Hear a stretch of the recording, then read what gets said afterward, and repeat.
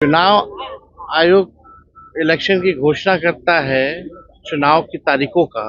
उससे पहले बीजेपी की आईटी सेल को पता होता है कि चुनाव कब होना है। चुनाव की गिनती क्यों रोकी गई शाम तक, फिर रात के अंधेरे 11-12 बजे क्यों शुरू की गई,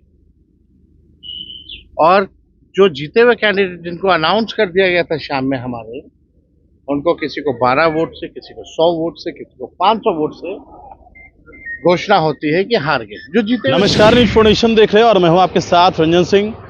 राहुल गांधी ने जो सवाल खड़ा किया है कि महाराष्ट्र में जैसे चुनाव फिक्स कर दिया गया था तो बिहार में भी क्या वैसा ही हो रहा है। चूंकि अब इस सवाल को लेकर जो है जवाब दिया गया, ललन सिंह ने कहा कि वो चुनाव हार रहे हैं इसलिए इस तरह के बयान दे रहे हैं। तेजस्वी यादव ने कहा आशंका तो होती ही है, क्योंकि 2020 विधानसभा चुनाव में दिन में क्यों काउंटिंग रुकवा दिया गया, रात में क्यों करवाया गया।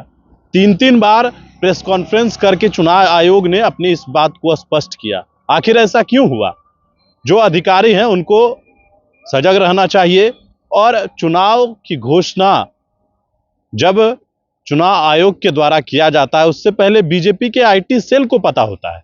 यह बात तेजस्वी यादव ने कहा। साथ ही उन्होंने यह भी कहा जो कांग्रेस के प्रभारी कृष्णा अल्लावरू हैं वो मुख्यमंत्री के चेहरे को लेकर अक्सर विवादित बयान देते रहे हैं। तब जब तेजस्वी यादव को कोऑर्डिनेशन कमेटी की जब अध्यक्ष बनाया गया, यह भी सवाल पूछा गया, उन्होंने कहा जब अध्यक्ष है तो फिर मुख्यमंत्री का क्या बात। लेकिन उसके बाद फिर से उन्होंने एक अखबार को इंटरव्यू देते हुए एक बार इस बात को फिर से कहा कि अध्यक्ष हैं, सीएम नहीं, और हमारी पार्टी लड़ रही है। तेजस्वी यादव से यह सवाल पूछा गया। कांग्रेस को सीधा जवाब तेजस्वी ने कहा है कांग्रेस और राजद या फिर पूरा महागठबंधन जो है सरकार नहीं बल्कि बिहार बनाने जा रहा है। क्या कुछ कह रहे हैं नेता प्रतिपक्ष तेजस्वी यादव, वो आप सवाल खड़े कि महाराष्ट्र जैसी स्थिति बिहार में भी फिक्स होने की स्थिति है। चुनाव बिहार में चुनाव में फिक्स के रास्ते पर जा रहा है। शंका तो लोगों को होती है। आप सब लोग जान रहे हैं 2014 के बाद से, जब से नरेंद्र मोदी जी प्रधानमंत्री बने हैं, तब से जितने भी कॉन्स्टिट्यूशनल इंस्टीट्यूशन, संवैधानिक संस्थाएं हैं, सबको हाईजैक कर रखा है। चुनाव आयोग इलेक्शन की घोषणा करता है चुनाव की तारीखों का।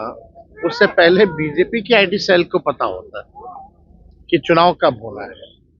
तो ये बात तो है, लेकिन इन सब पे हम लोगों की नजरें हैं। लेकिन इसमें तो जो कॉन्स्टिट्यूशनल इंस्टीट्यूशंस है उनको ईमानदारी से जो है चुनाव कराना चाहिए और अपने दायित्वों का निर्वहन करना चाहिए। अगर कॉन्स्टिट्यूशनल इंस्टीट्यूशन अगर बर्बाद हो जाएगा तो लोगों को जस्टिस और न्याय कहाँ मिलेगा। तो ये बड़ी बात है।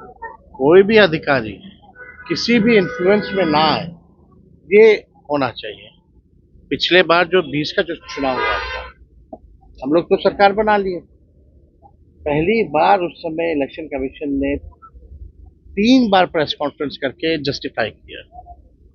आखिर चुनाव की गिनती क्यों रोकी गई शाम तक, फिर रात के अंधेरे 11-12 बजे क्यों शुरू की गई,